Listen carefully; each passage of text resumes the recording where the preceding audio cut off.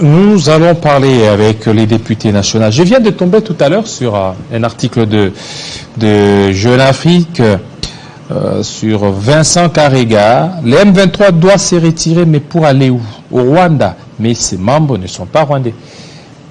C'est sur ces propos que nous recevons le député national. Jean-Baptiste, bienvenue. Merci, David. Voilà, les Rwandais ne reconnaissent pas le M23 comme faisant partie de leur patrie, comme étant des Rwandais. Donc ce sont des Congolais, les M23.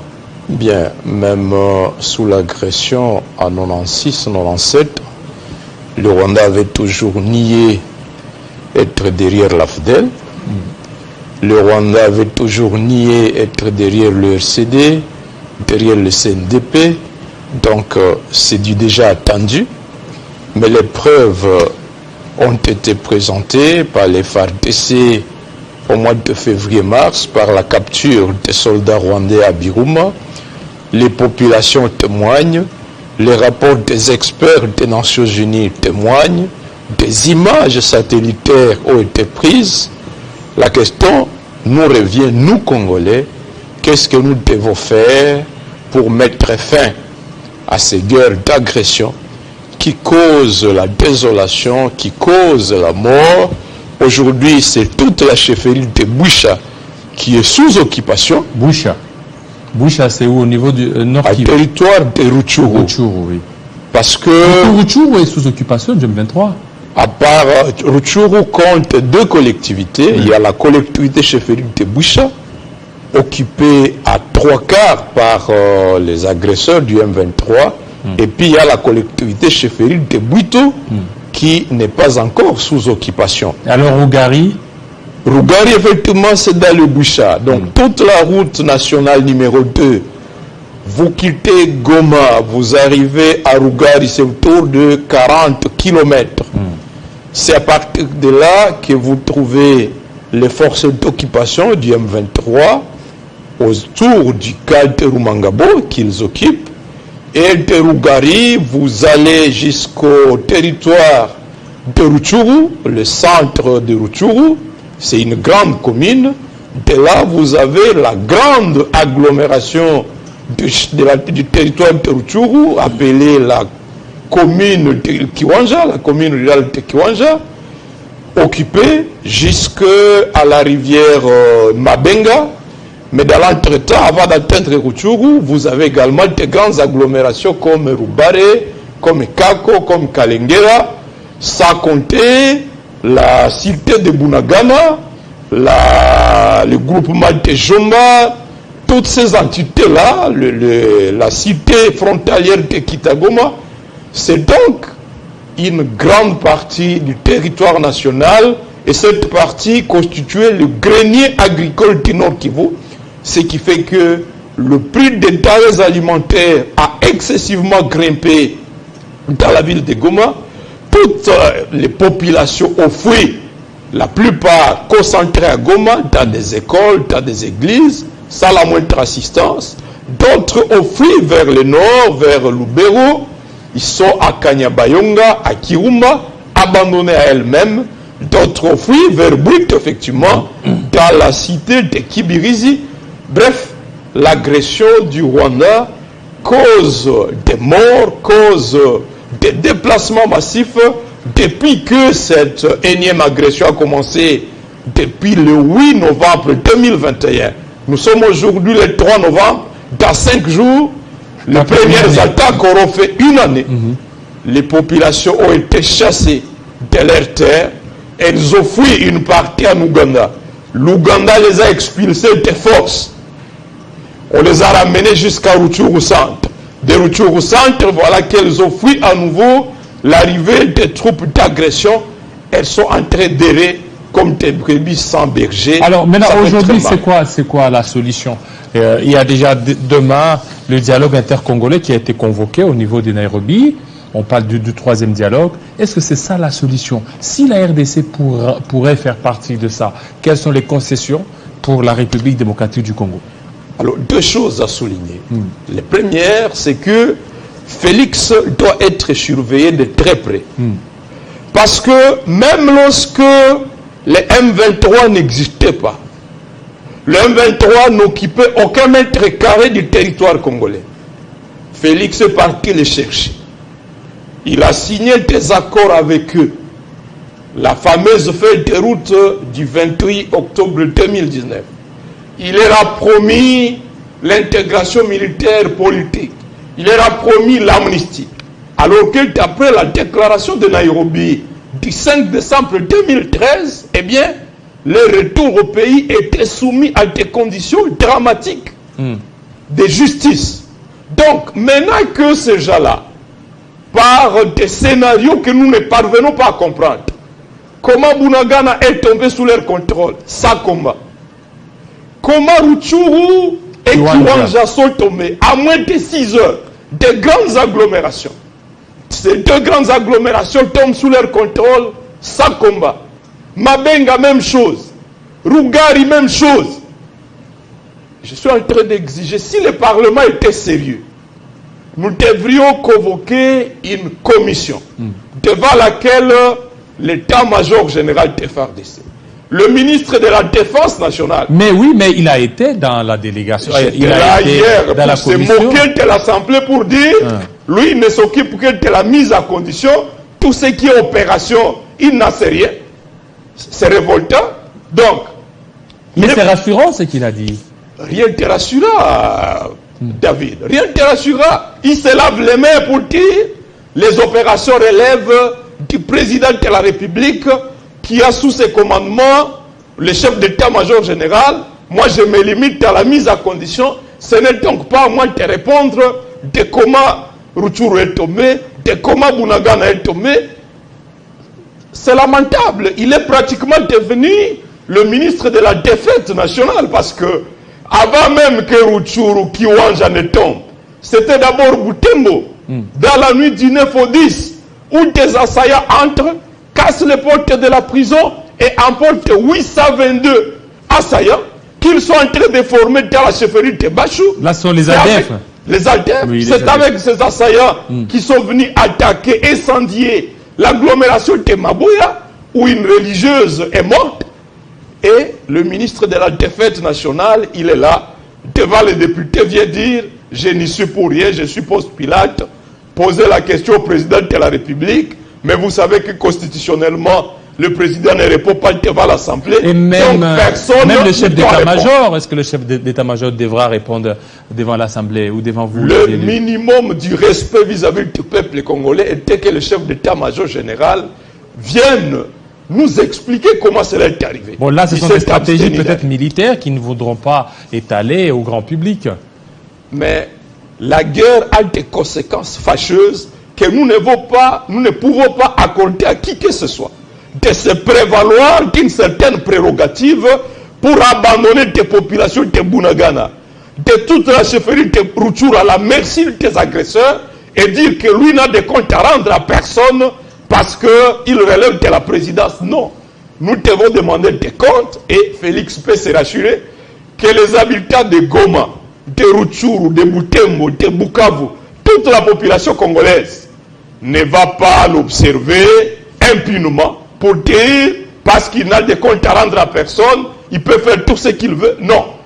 C'est des fêtes volontaires. Parce que pour moi, c'est du déjà vu. En décembre 2007, on nous a mis devant une défaite spectaculaire de Mouchaki. Parce qu'on voulait justifier la tenue de la conférence de Goma en faveur du CNDP. En 2005, alors que des vaillants militaires FARDC étaient sur le point de mettre le CNDP, vaillants militaires de FARDC, avec la 5e brigade, avec des noms célèbres au Nord Kivu, des noms de vaillants compatriotes, des commandants tels que les Mayala, les Kasikila, les Mayanga, les Rugaï, beaucoup d'autres, sur le point de neutraliser le CNDP. Ces troupes ont été régulièrement relevées parce qu'on voulait justifier la signature des accords. Donc je disais, premièrement, même lorsque les M23 n'occupaient aucun mètre carré, Félix a signé des accords avec eux. Ils sont en train de réclamer que la délégation envoyée par Félix leur aurait promis qu'il ferait partie d'une brigade spéciale qui ne dépendrait que du président de la République, qui serait chargé de traquer les FDLR à l'Est. Donc, maintenant qu'on leur laisse le territoire, nous devons être vigilants. Qu'est-ce qui se passe à Nairobi? Parce que nous savons comment la communauté internationale opère. En 2019, non, en 1999, alors que nous étions sous le coup d'une agression, pour signer l'accord de cessez-le-feu de Lusaka, on nous a obligés d'accepter toutes les conditions pour que les Nations Unies déploient une force d'interposition. Aujourd'hui, que le processus se passe à Nairobi. Or, nous ne comptons que sur les troupes kenyanes pour nous sauver de cette menace. Est-ce que le Kenya et toutes les puissances qui sont derrière le Kenya ne vont pas faire du déploiement de leurs forces une menace pour dire RDC accepter toutes les concessions, toutes les demandes du Rwanda pour que rapidement nous puissions nous déployer, surtout que selon les concepts opérationnels, les forces sous-régionales sont prises en charge par chaque pays contributeur. Ruto a promis de reconstruire le Kenya. Est-ce qu'il va accepter que ces forces viennent mourir ici, demeurer le plus longtemps aux frais du Kenya? Non. Je crains que par la présence de ces troupes, il ne fasse pression sur le pouvoir à Kinshasa pour dire quelle demande le Rwanda, quelle demande l'M23. Or, les demandes du Rwanda ont toujours été des prétextes. Le Rwanda, tel que vous le lisez dans l'affaire des routes de Luanda, le Rwanda demande que l'on règle la question des FDLR. C'est sous ce prétexte que le Rwanda est venu au Congo en 96-97. Si ces motifs pouvaient être valables en 96-97, est-ce que 25 ans après, la question des FDLR n'a toujours pas été réglée? On a autorisé au Rwanda d'entrer, venir opérer sur le sol congolais sous l'opération Umoja Wetu en 2009.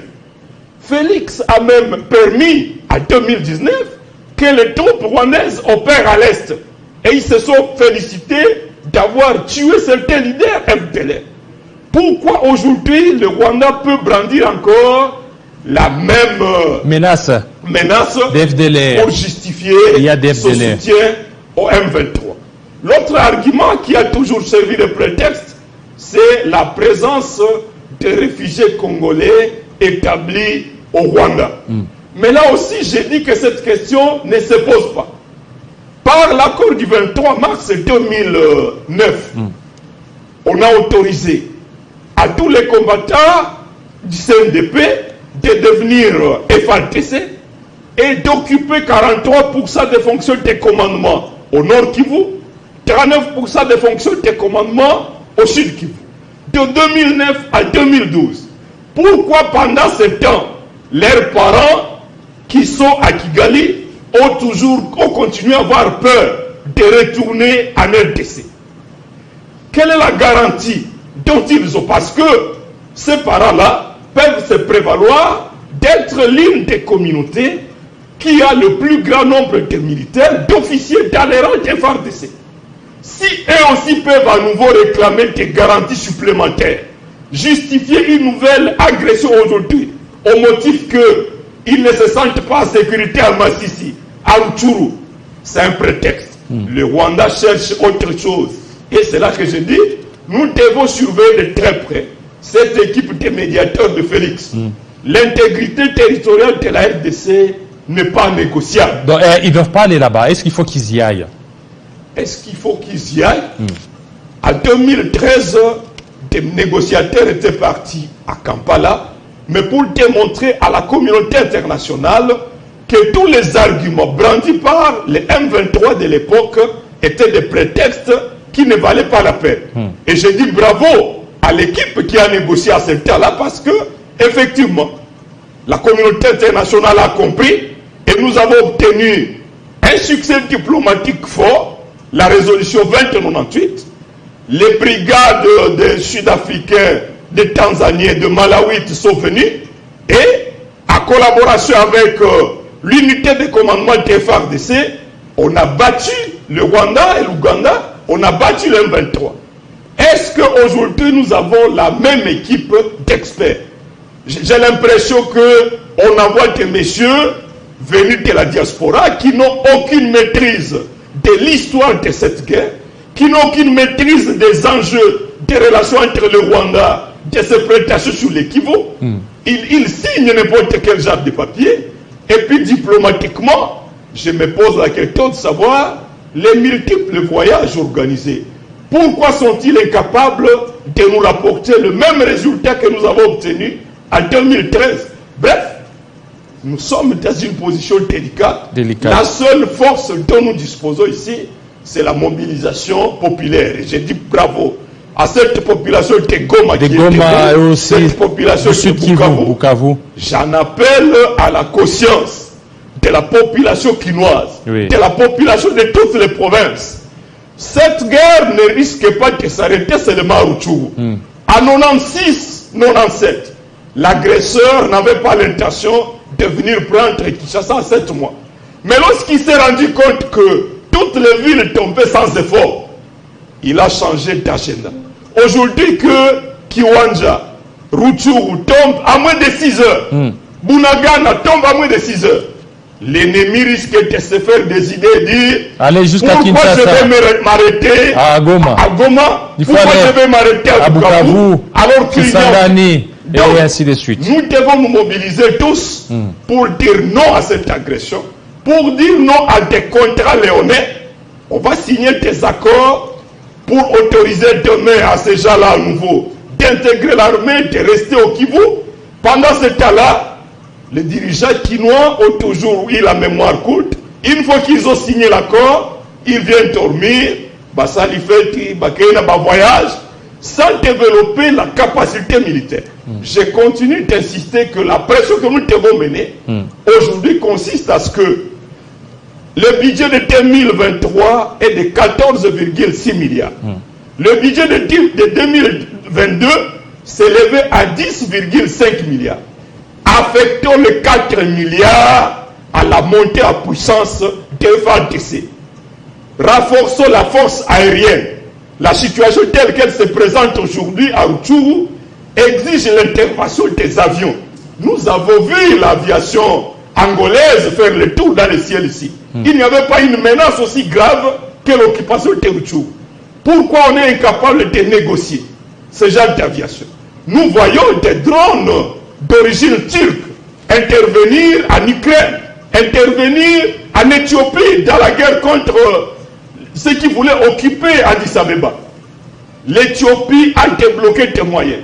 Pour nous, les recettes augmentent. Non, et pour vous êtes beaucoup plus bercés, vous les députés, non, 14.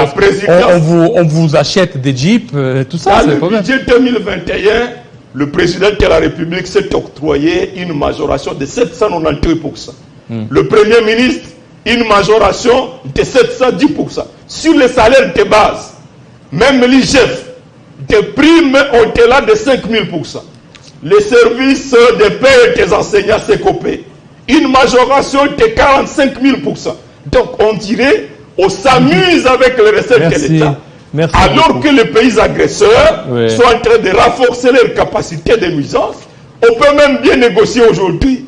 On s'est dit qu'il y a une accalmie, mais 2 ans après, tel que nous le savons, le Rwanda va revenir et nous retrouver ça que nous nous ayons organisé. Donc, nous devons nous mobiliser pour nous rassurer que l'augmentation de 4,6 milliards de recettes soit affectée à l'armée, plutôt que d'attendre les 5 milliards prévus dans la loi de programmation militaire à 5 ans. Donnons les 4 milliards, 4,6 milliards à 2023. Comme ça, nous mettons l'armée dans toutes les conditions. Nous reconstruisons les centres d'enrôlement dans le Baba Fouassende, dans le Massissi, dans le Beni, dans le Sud Kivu. Des jeunes sont nombreux à se faire enrôler, mais ils se disent, comment je vais laisser les Rwandais à Bunagana, à Rutshuru, et aller me faire recruter à Kitona? De Kitona, je n'ai pas l'assurance que je serai déployé à Beni, à Djougou, au Sud Kivu, pour chasser les agresseurs. Donc, avec ce budget, nous pouvons ouvrir tous ces centres, améliorer les conditions de traitement des militaires, renforcer notre logistique. Il est scandaleux de voir que même la tenue pose problème. Et enfin, nous devons interpeller le ministre de la Défense, chargé de la mise à condition. Est-ce que les militaires qui sont à Rutshuru, qui sont à Rwindi, qui sont partout, sont en train de manger? Est-ce que la ration leur parvient ou cet argent est Merci beaucoup. Donc, toutes ces questions-là méritent une pression sur ceux qui nous dirigent pour qu'ils ne continuent pas à se transformer en ministre de la défaite nationale, alors qu'il est investi pour la défense de l'intégrité du territoire national. Merci beaucoup Jean-Baptiste Kasekwa pour votre brillante intervention. Nous allons recevoir encore un autre acteur parce que nous avons consacré cette antenne certainement à la défense du territoire national.